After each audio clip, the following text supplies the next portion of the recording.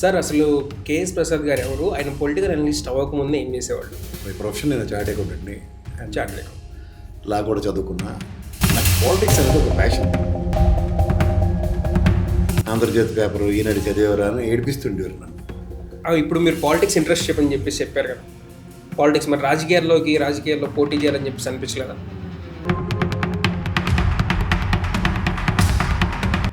ఏదో పార్టీ అయితే అలానే ఏదో కింద నుంచి పని చేసుకొని వస్తే,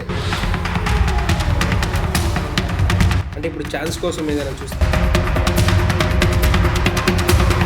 దానికి అనుగుణంగా మలుచుకుని నేను నాయని డ్యాన్స్ చేయాలంటే నాతో కుదరదు.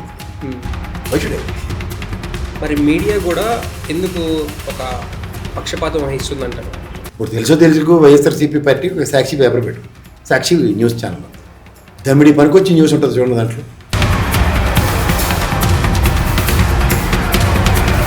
బుర్ర తక్కువ మనుషులు ఉంటారు సినిమాల్లో. బేసిక్గా బుర్ర మోకాళ్ళు ఉంటుంది. గోరెంట్ల మాధవ్ గడ ఒకటి ఈ బుద్ధి జ్ఞానం లేకుండా మాట్లాడే మాట.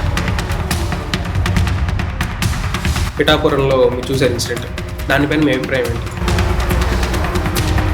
చెప్పు తీసుకుని కొట్టినాడు లేక తగరాలు పడుతుండ్రా ఎన్నాలండి.